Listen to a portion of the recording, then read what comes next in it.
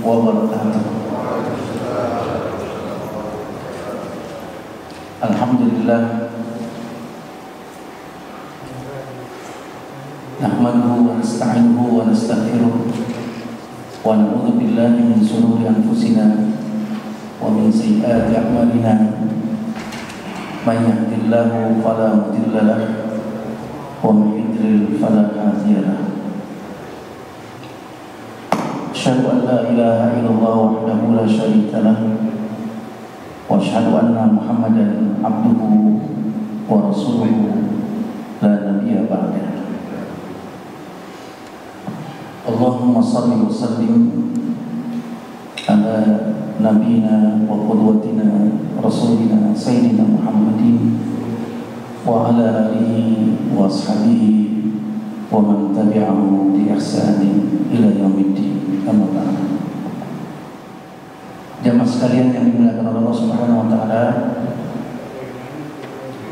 alhamdulillah senantiasa kita mensyukuri semua karunia yang Allah berikan kepada kita. Mudah-mudahan Allah sehatkan kita semuanya. Hadirin jamaah sekalian yang dimuliakan oleh Allah Subhanahu wa taala, tema kita pada kesempatan pagi hari ini tentang ekspedisi Tabuk. Ekspedisi yang menampakkan keteguhan iman kaum muslimin, dan ini berdampak pada gentarnya pasukan Romawi. Ekspedisi ini berlangsung 50 hari. 40 hari perjalanannya pulang pergi, 10 harinya mengepung Romawi. Ekspedisi ini ekspedisi yang signifikan. Nabi SAW memberangkatkan 30.000 kaum muslimin, sementara Romawi menyiapkan 200.000. Dan ekspedisi ini di dalam Al-Quran disebut ekspedisi zaman sulit, sebagaimana di dalam surat At-Taubah ayat ke-42. Di sana dikatakan, "Lau kana ardan qariban wa safaran qasidan lattaba'uka walakin ba'udat 'alaihim as-sultah wa sayahlifuna billahi law istata'na la kharajna ma'akum yuhlikuna anfusahum wallahu ya'lamu innahum lakadzibun." Kalau saja perjalanan yang akan ditempuh ini perjalanan yang mudah, ringan, gampang, dan hasilnya kelihatan, pasti banyak orang itu. Tapi perjalanan ini perjalanan yang jauh, perjalanan yang sulit. Dari Madinah ke Tabuk kurang lebih jaraknya sekitar 800 kilo. Dan perjalanan ini perjalanan yang tidak biasa karena terjadi di musim panas di bulan Rajab, sehingga memerlukan stamina fisik yang sangat kuat.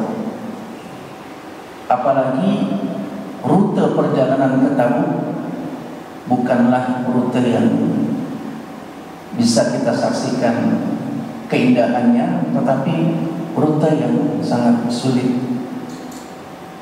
Suasana pegunungan batu yang kering kerontang. Mungkin ini bisa menjadi bahan informasi pada diri kita kalau kita ingin ketahui. Di tempat ini dulu Allah hancurkan kaum Samud, kaumnya Nabi Saleh. Kaumnya Nabi Saleh ini tinggal di gunung-gunung yang mereka buat sebagai tempat tinggal mereka, sehingga kalau kita datang ke Tabuk, kita melihat gunung-gunung itu seperti diukir. Ini merupakan sisa peninggalan umatnya Nabi Saleh. Dan di tempat inilah Rasulullah SAW mempraktekkan kalau berjalan atau berada di tempat yang Allah dulu pernah azab, maka hendaknya minta ampun dan bersegera cepat untuk meninggalkan tempat di mana kaum terdahulu diazab oleh Allah Subhanahu wa taala. Jadi mereka memiliki teknologi, gunung-gunung dibuat relief sangat persis sekali untuk aktivitas sosial kehidupan mereka. Karena itu Nabi Saleh, Allah berikan mukjizatnya, onta Nabi Saleh yang keluar dari batu-batu ini menjadi onta seperti yang hidup di kalangan mereka. Dan dari onta ini Allah Subhanahu wa taala berikan mukjizat, bisa memberikan minum untuk umatnya Nabi Saleh. Namun ada syarat, jangan diusili onta itu ketika minum. Namun umat Nabi Saleh kemudian membunuh ontanya Nabi Saleh, maka Allah Subhanahu wa taala hancurkan mereka. Nah, jamaah sekalian yang dimuliakan Allah Subhanahu wa taala, itu mungkin profil perjalanan ke Tabuk. Ekspedisi ini dikenal dengan sebutan Tabuk atau Jaisul Usrah, karena di sana ada mata air. Nabi SAW yang memberikan nama mata air itu adalah Ain Tabuk.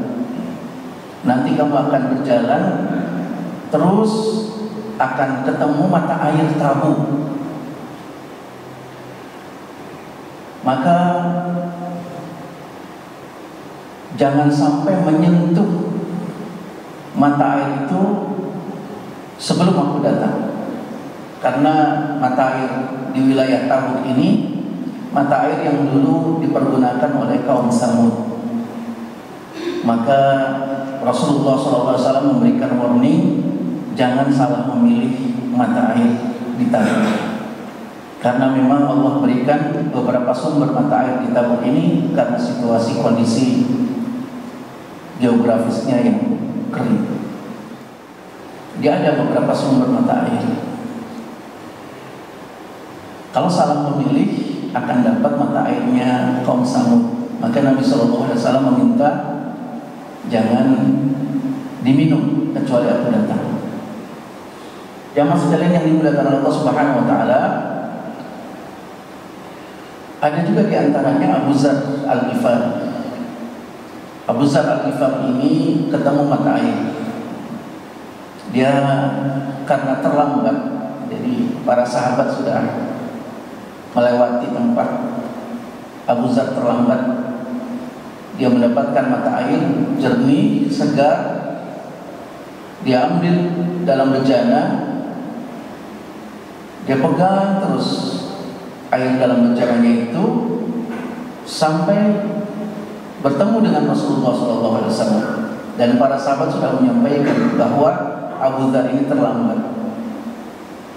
Sehingga ketika mereka melihat Abu Dzar Al-Ghifari datang, mereka sampaikan kepada Rasulullah SAW. Abu Dzar datang ya Rasulullah. Kata Rasulullah SAW, ya Abu Dzar, kenapa kamu kehausan padahal di tangan kamu ada air. Kata Abu Dzar, tidak layak bagiku kecuali air ini diminum engkau ya Rasulullah. Maka kemudian air yang segar itu diminum oleh Rasulullah SAW sebagai bentuk kecintaan Abu Dzar setelah mendapatkan mata air. Ekspedisi ini juga disebut ekspedisi Jaisul Usrah, yaitu ekspedisi dalam kondisi sulit. Dikatakan di dalam hadis, saya diutus oleh para sahabat untuk menanyakan tentang apa ekspedisi yang dilalui. Maka kemudian Rasulullah SAW menyampaikan, ini merupakan ekspedisi Jaisul Usrah, ekspedisi kondisi sulit, dikarenakan sulit mendapatkan akomodasi untuk sampai ke Tabuk, sehingga mereka mengumpulkan akomodasi itu. Satu onta dipergunakan untuk 10 orang bergantian dari Madinah ke Tabuk. Ini karena kondisi sulit. Kesulitan yang sedemikian rupa itu disebabkan Madinah dalam kondisi menjelang panen, jadi belum ada uang menjelang panen. Jamaah sekalian yang dimuliakan oleh Allah Subhanahu wa taala, maka kondisi sulit akomodasi, transportasi, konsumsi ini yang mewarnai Jaisul Usrah. Bahkan dalam perjalanan yang ditempuh 800 km itu, Nabi SAW memberikan tipsnya, yaitu mereka memakan satu kurma yang hanya diambil airnya. Jadi kurmanya direndam, lalu mereka minum airnya, kira-kira sekitar 1 kilometer baru dihabiskan kurmanya. Ini kondisi yang dialami oleh para sahabat. Karena situasi yang sedemikian rupa, maka Rasulullah SAW membentangkan proposal siapa yang mau membiayai ekspedisi ini, karena kebutuhan yang sangat besar. Maka Nabi SAW mengatakan, "Man jahaza Jaisul Usrah falahul jannah." Siapa yang bisa membiayai ekspedisi ini, dia masuk surga. Jamaah sekalian yang dimuliakan oleh Allah Subhanahu wa taala, maka para sahabat berlomba-lomba untuk membiayai baik yang kaya maupun yang miskin. Yang kaya seperti Utsman memberikan hartanya sangat banyak dan dia termasuk investor terbesar dalam memodali biaya ekspedisi ini. Adapun para sahabat-sahabat yang lainnya, termasuk juga para sahabat yang miskin, mereka juga membiayai Jaisul Usrah. Salah satu di antara sahabat yang miskin itu namanya Ulbah bin Zaid radhiyallahu anhu. Ketika para sahabat menginfakkan hartanya, Ulbah bin Zaid ini hanya tersenyum saja, karena para sahabat membiayai dalam jumlah yang sangat besar. Sementara dia belum memiliki kemampuan untuk bisa membiayai. Jamaah sekalian yang dimuliakan Allah Subhanahu wa taala, efeknya hatinya merasa gusar. Akhirnya dia pulang ke rumah, semalaman dia nangis saja. Kenapa kok saya tidak bisa berinfak? Orang ini untuk membiayai kehidupannya dia bekerja dari pagi sampai sore. Maka kemudian dia sampaikan kepada Allah Subhanahu wa taala, "Ya Allah, berikan kemampuan saya untuk berinfak. Saya akan kerja lembur beberapa hari ini untuk saya infakkan memodali biaya ekspedisi ini." Akhirnya dia tegaskan dalam dirinya, dari malam, dari maghrib sampai beberapa jam kemudian dia bekerja lembur untuk bisa dia sumbangkan hasil lemburnya itu membiayai ekspedisi Jaisul Usrah. Dan ternyata Allah Subhanahu wa taala menerima infak Ulbah bin Zaid ketika di pagi hari setelah sholat subuh Nabi SAW menyampaikan khutbahnya, semalam ada yang bertekad untuk berinfak dan Allah Subhanahu wa taala telah terima infaknya. Bergembiralah. Para sahabat bertanya-tanya siapa orang yang dimaksud. Sampai akhirnya Nabi SAW turun dari mimbarnya, menjumpai Ulbah dan mengatakan, "Absyir ya Ulbah, gembiralah wahai Ulbah, infakmu diterima oleh Allah Subhanahu wa taala." Sehingga situasi dan kondisi yang terjadi pada saat itu dominan kaum muslimin memberikan kontribusi. Kalau kaum muslimin dominan memberikan kontribusi, maka mereka yang tidak memberikan kontribusi menjadi minoritas, malu, sedih. Dan itulah yang digambarkan oleh Allah Subhanahu wa taala di dalam surat At-Taubah ayat ke-92. Ketika orang-orang tidak bisa memberikan kontribusi, tawallau a'yunuhum tafidu minad dam'i hazanan alla yajidu ma yunfiqun. Mereka pulang ke rumah menangis, meneteskan air mata, menyesali kenapa tidak bisa memberikan kontribusi. Karena situasi dominan di kalangan para sahabat semuanya memberi. Adapun orang-orang munafikin hanya mengomentari, dan mereka mengomentari dengan komentar yang sangat miring. Mereka mencela orang mukmin yang menyumbang dalam jumlah yang besar, mereka cela, riya. Sementara orang-orang mukmin yang menyumbang dalam jumlah yang sangat kecil dicela. Mana mungkin uang sebesar itu bisa membiayai ekspedisi berat ini. Jamaah sekalian yang dimuliakan Allah Subhanahu wa taala, itulah orang-orang yang lemah iman, hanya mengomentari apa yang dilakukan oleh orang lain. Jamaah sekalian yang dimuliakan oleh Allah Subhanahu wa taala, situasi yang sedemikian rupa ini yang melatar belakangi kondisi sulitnya kaum muslimin di Tabuk. Jamaah sekalian yang dimuliakan oleh Allah Subhanahu wa taala, perang Tabuk ini terjadi pada bulan Rajab dan berakhir pada bulan Ramadan. Tanggal 26 Ramadan Nabi SAW tiba di Madinah. Dilatar belakangi karena kaum muslimin sudah menguasai hampir sebagian besar Jazirah Arab. Karena ketika kaum muslimin menaklukkan dan membebaskan Mekah, tidak ada pilihan lain bagi kabilah-kabilah Arab kecuali mereka masuk Islam. Karena mereka masuk Islam,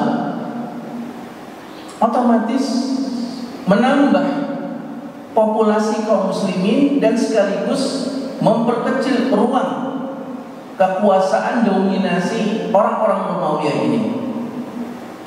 Sehingga orang-orang Umayyah melihat ini menjadi sebuah ancaman buat mereka. Kalau tidak dihentikan, maka dominasi Umayyah akan mengalami keterpurukan.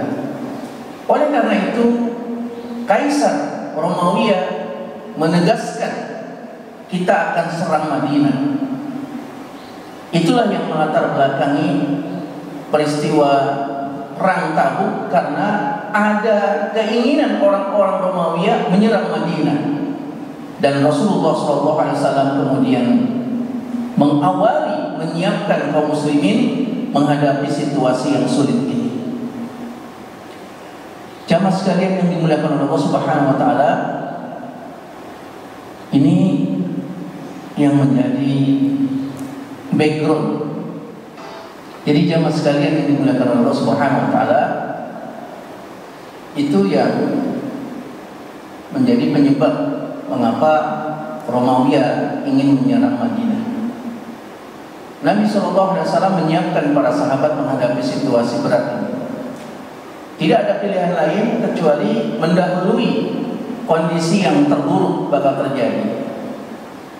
Karena itu Rasulullah SAW memobilisasi para sahabat satu persatu.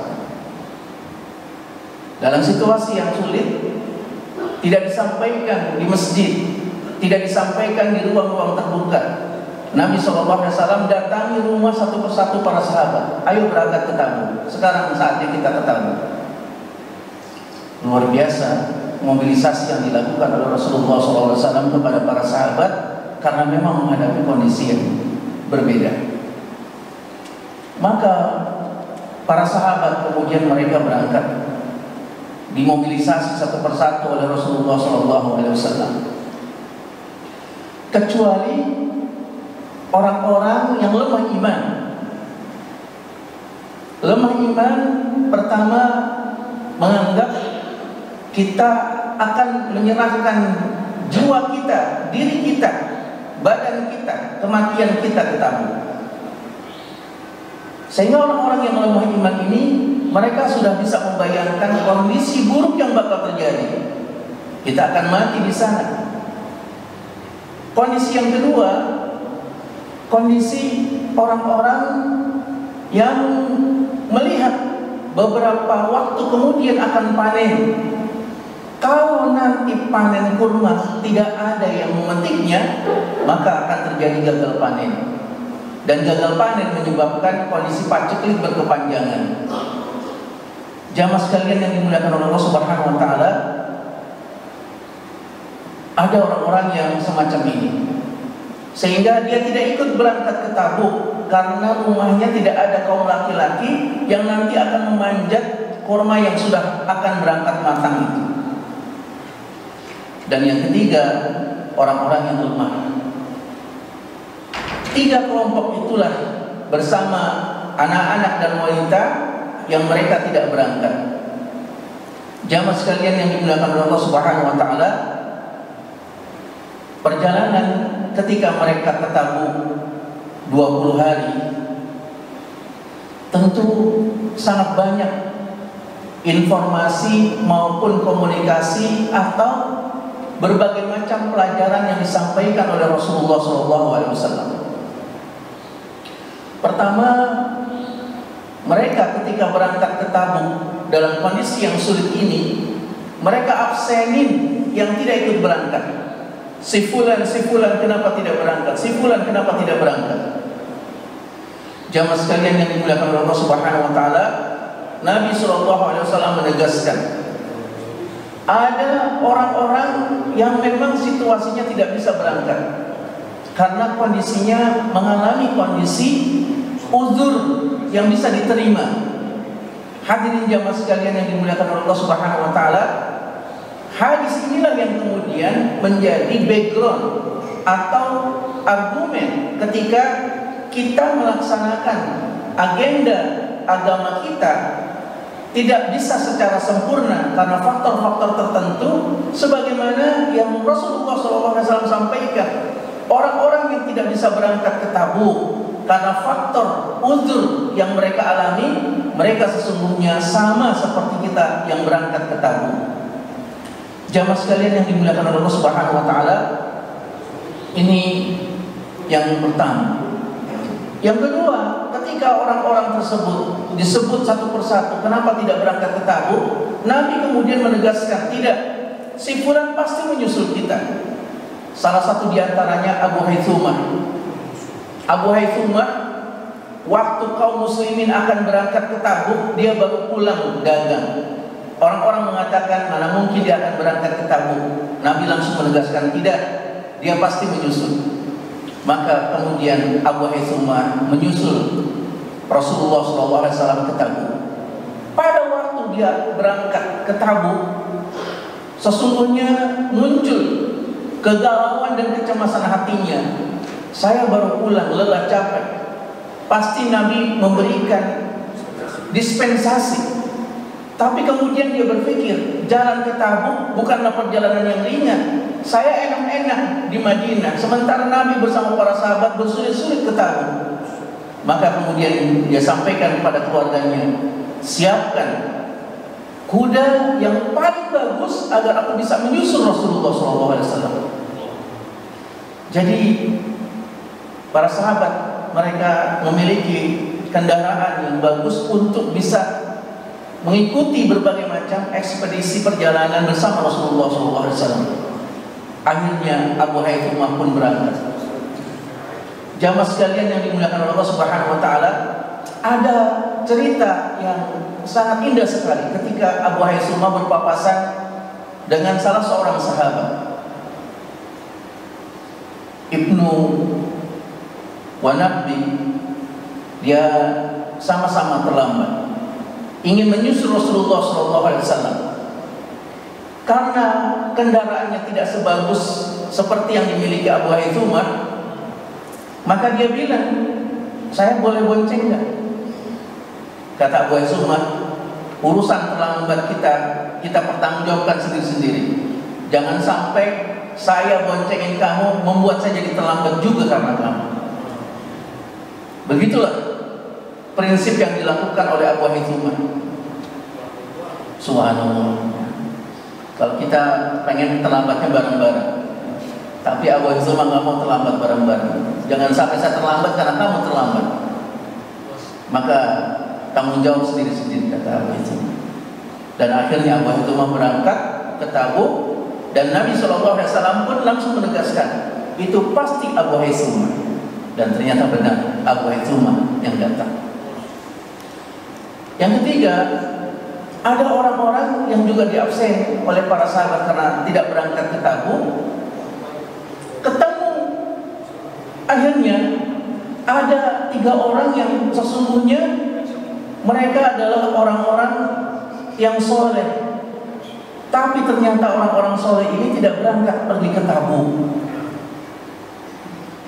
Sehingga mereka menanyakan, kenapa kok tidak berangkat ke Tabuk orang-orang itu? Salah satu di antaranya adalah Ubay bin Ka'ab radhiyallahu anhu. Jamaah sekalian yang dimuliakan oleh Allah Subhanahu wa taala, Ubay bin Ka'ab bersama 2 orang sahabat ini, dia tidak berangkat ke Tabuk. Ditanya, kenapa kamu tidak berangkat ke Tabuk? Tidak ada alasan yang benar. Orang-orang menyampaikan, kenapa kamu tidak sampaikan alasan? Pasti alasan yang kamu sampaikan diterima oleh Rasulullah SAW. Kata Ubay, kalau aku sampaikan alasan, nanti Allah akan membuka dan membongkar tabir kedustaan alasanku. Maka kemudian Nabi SAW memberikan hukuman kepada Ka'ab, yaitu diboikot selama 50 hari. Diboikot selama 50 hari dalam pergaulan kaum muslimin bukanlah sesuatu yang menyenangkan. Sebagaimana pengalaman Ubay bin Ka'ab diboikot, tidak boleh diajak berbicara.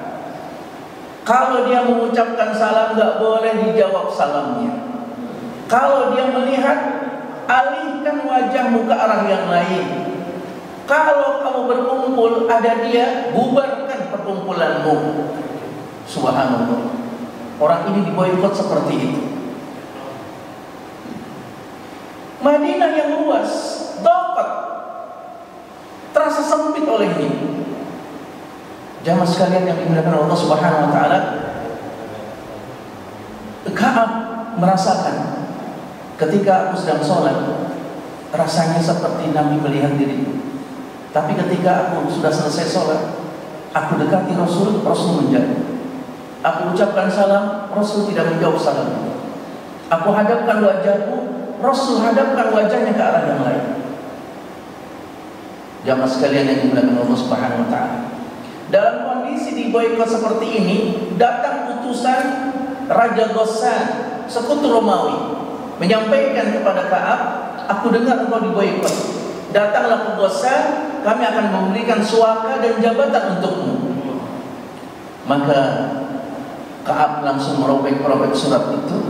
Suaka politiknya pun kemudian ditolak, dan dia mengatakan, ini fitnah yang lebih besar lagi. Di hari ke-30 diboikot, Nabi SAW umumkan istri dan keluarganya nggak boleh melayani Ka'ab. Maka Ka'ab kemudian memulangkan istri dan keluarganya, sehingga Ka'ab sendiri tidak terlayani oleh keluarganya. Jamaah sekalian yang dimuliakan oleh Allah Subhanahu wa taala, sampai kemudian hari ke-50, suasananya sudah sangat galau sekali. Kemana-mana semua orang mencibirnya.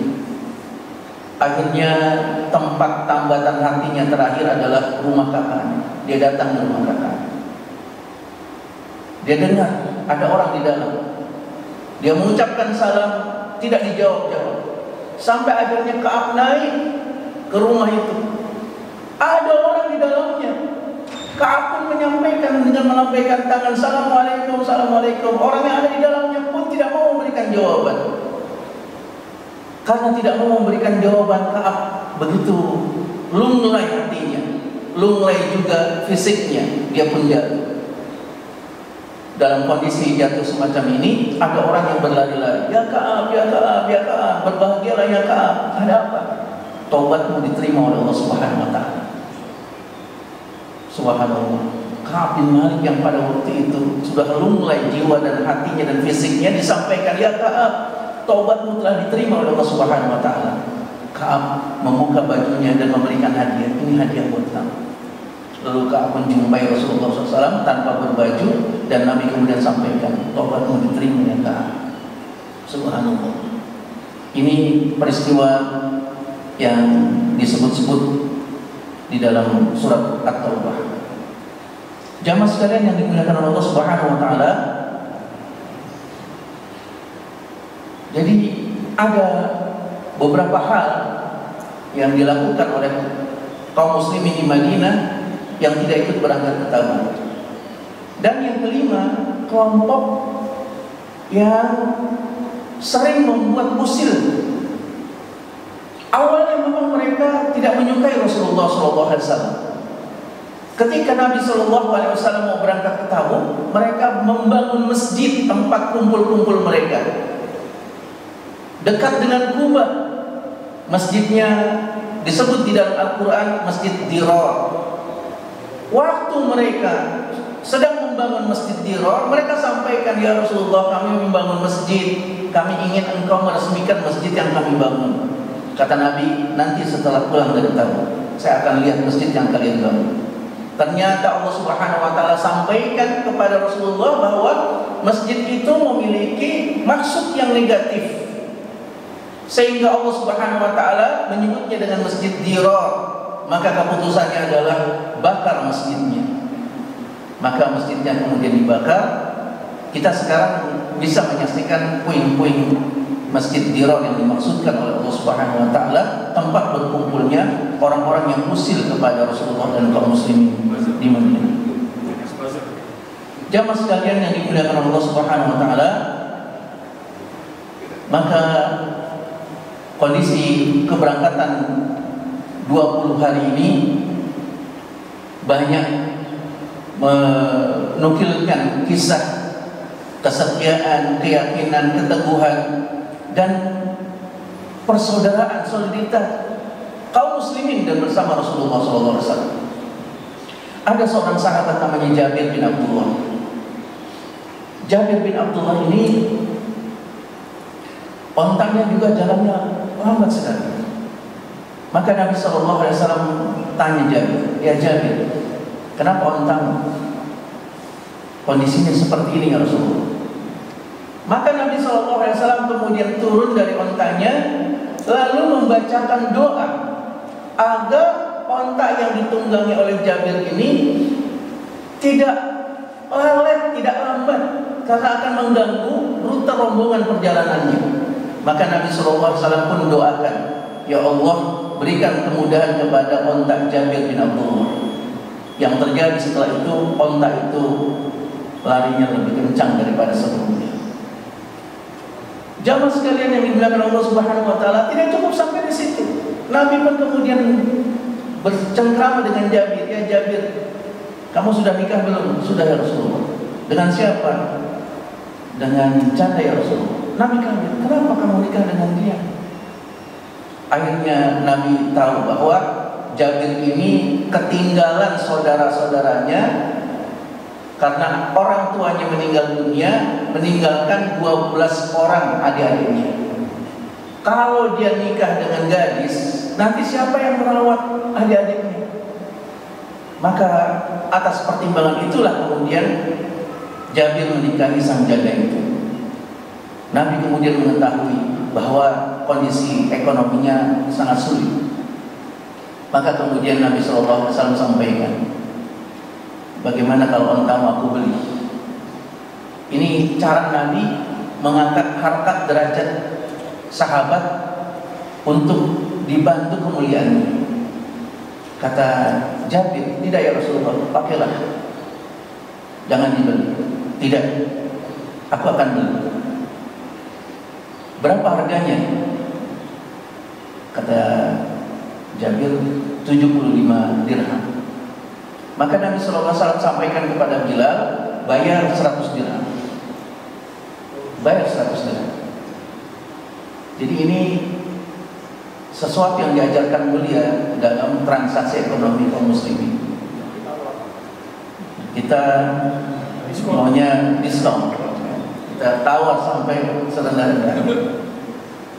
Ada 2 orang anggota majelis taklim, dia jual beli nggak selesai sampai 1 jam.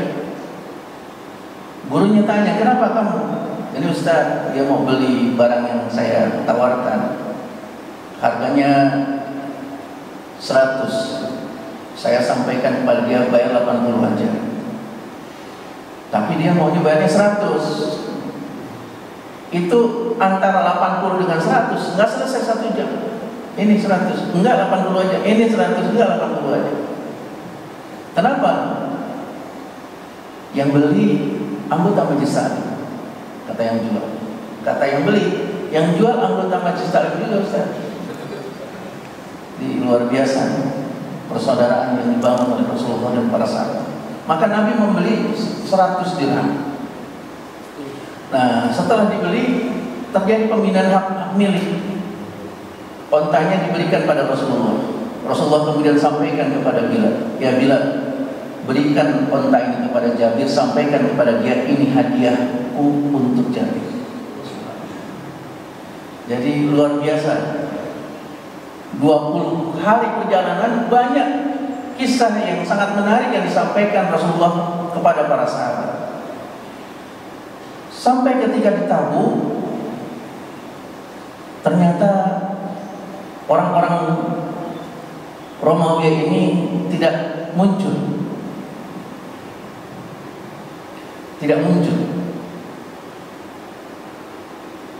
Sampai beberapa hari, 10 hari juga nggak kelihatan, nggak muncul juga. Hari berikutnya mereka datang minta perjanjian damai dengan Rasulullah SAW. Artinya mereka menyerah. Jamaah sekalian yang dimuliakan Allah Subhanahu wa taala, pasukan Romawi yang datang kepada Rasulullah minta perjanjian damai ini, mereka menyampaikan bahwa segala bentuk kekayaan yang mereka miliki mendapatkan jaminan, mendapatkan perlindungan, dan kami akan memberikan 1/4 dari hasil untuk kaum muslimin. Nabi SAW akhirnya menyetujui kesepakatan damai itu. Mereka di bawah ketundukan dan kendali kaum muslimin di wilayah Tabuk. Dan ini kemudian dicatatkan oleh para ahli sejarah kemenangan tanpa peperangan. Jamaah sekalian yang dimuliakan Allah Subhanahu wa taala, akhirnya para sahabat mereka kembali pulang ke Tabuk, kembali pulang ke Madinah, karena ternyata 50 hari mereka berada, 30 hari mereka berada di tempat itu, tidak terjadi peperangan. Dan orang-orang Romawiya lari meninggalkan kemah, tenda dan benteng mereka. Yang ada adalah mereka menyampaikan perjanjian damai Rasulullah SAW. Jamaah sekalian yang dimuliakan Allah Subhanahu wa taala, hal yang dialami oleh kaum muslimin di Tabuk ini mengingatkan apa yang pernah mereka dapati dari Rasulullah SAW 20 tahun yang lalu, ketika kaum muslimin dalam kondisi terintimidasi di Mekah. Ada peristiwa datangnya surat Ar-Rum. Pada saat itu Allah Subhanahu wa taala sampaikan ketika Romawiya dan Persia berperang. Nabi SAW memberikan dukungannya kepada Romawiya karena mereka memiliki latar belakang agama Samawi. Saat itu Nabi menceritakan kepada para sahabat tentang Romawiya yang silih berganti menang kalah perang berhadapan dengan Persia. Maka Nabi SAW memberikan motivasi optimis dan obsesi, nanti juga kita akan berhadapan dengan Romawiya. Dan akhirnya mereka bisa berhadapan dengan Romawiya di Tabuk, dan ini kemudian dimenangi oleh kaum muslimin. Dan Tabuk merupakan ekspedisi terakhir yang diikuti oleh Rasulullah SAW. Karena 1 tahun setelah itu Rasulullah wafat. Jamaah sekalian yang dimuliakan Allah Subhanahu wa taala, inilah yang menandai peristiwa Tabuk sebagaimana yang tercatatkan di dalam beberapa riwayat yang disampaikan oleh para muhaddisin. Jamaah sekalian yang dimuliakan Allah Subhanahu wa taala, pada peristiwa yang sedemikian rupa ini, momentum yang kita dapati apa yang dikatakan di dalam surat At-Taubah ayat 74, wa hammu bima lam yanal, bahwasanya mereka orang-orang kafir tidak akan pernah mendapatkan apa yang mereka inginkan. Sebaliknya, orang-orang mukmin akan mendapatkan apa yang mereka inginkan.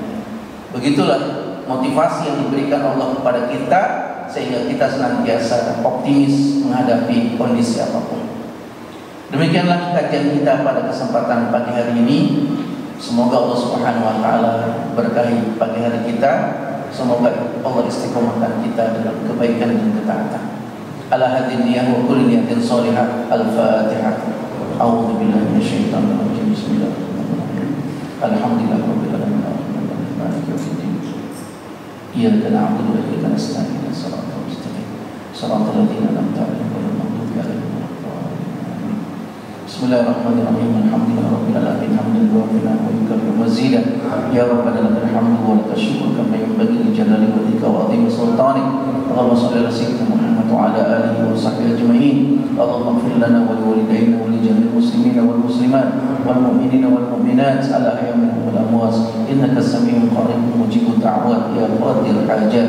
Rabbana zalamna anfusana wa lam taghfir lana wa tarhamna lanakunanna minal khasirin wa tub 'alaina innaka antat tawwabur rahim bi rahmatika ya arhamar rahimin.